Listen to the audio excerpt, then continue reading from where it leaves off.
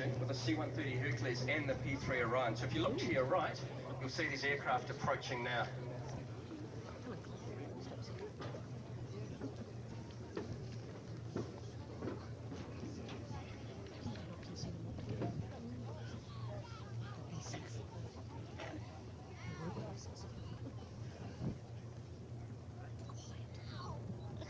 That's sort of cool.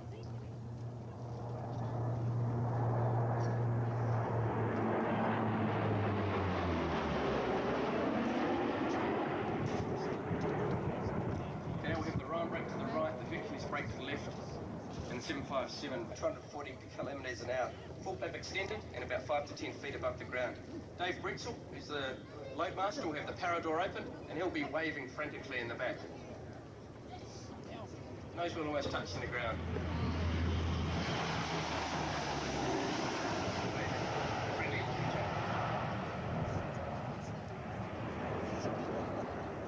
Okay, he was looking out the power door, and as the name suggests, the power door, well, it's used for parachutists to jump out of. There's one each side of the aircraft.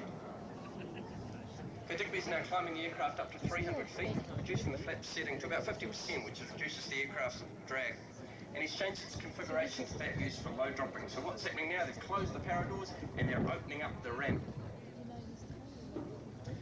The co-pilot on board today is Flight Lieutenant Oliver Bint, who's a former Iroquois captain.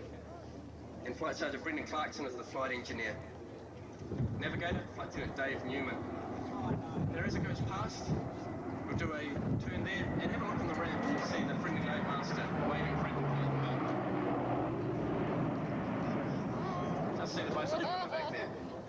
Now, the reason they're wearing white suits, I had a couple of people asking me why they're wearing white suits, and their mental state's fine. It just makes it easier for you, the crowd, to be able to see them, as opposed to the normal green ones.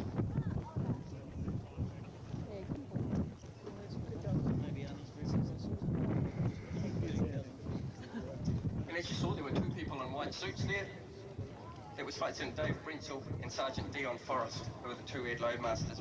Okay, Digby's now climbed the aircraft up to 1,000 feet, and he's going to conduct what's called a tactical approach. This is used where you're going to an environment that's quite hostile, where people may have guns and weapons where they may want to shoot at you. So you stay as high till the last possible minute, then you pitch down, and it looks like the aircraft almost goes vertical. Watch it as it pitches over again. Quite an incredible sight.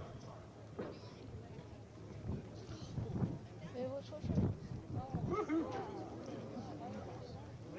Wow.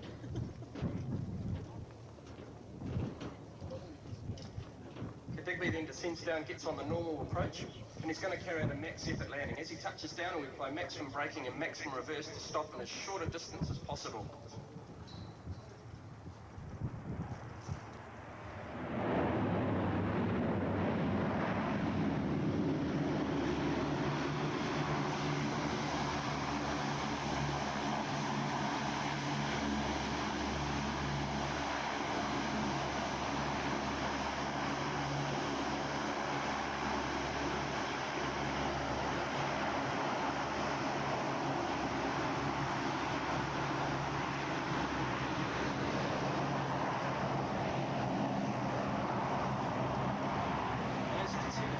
Now reversing back along the runway.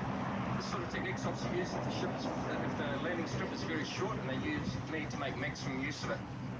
Now obviously the pilot can't see behind him, so you may have noticed that the ramp was open just slightly, the loadmaster looking out and directing the pilot where to go. Digby will now hold the aircraft on the brakes and power up to maximum power for a maximum effort takeoff.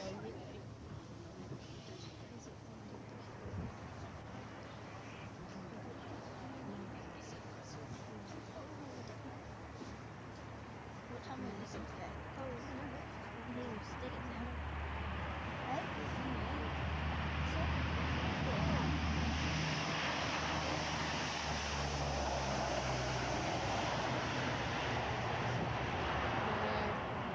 Powering up, staying level, getting the gear up, and then climbing up.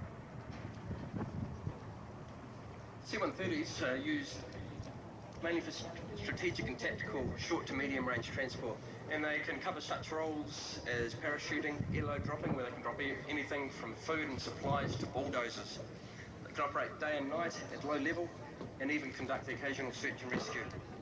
and some of the best bits flying around the world in support of our men and women that are serving overseas. Over the 5 years, over the years, the 5 Hercules of number 40 Squadron have seen service in many parts of the world, including the Gulf War back in '91, Somalia, Rwanda, Kosovo, Bougainville, East Timor, and Afghanistan, and also our continuing commitment to the Antarctic program. The Herc is now coming in for a fast pass. We'll be doing approximately 600 kilometres an hour.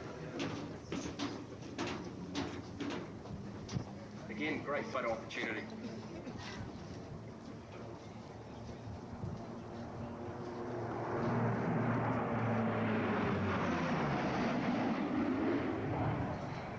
To your right, if you look down there, here goes a Hercules just about to get airborne.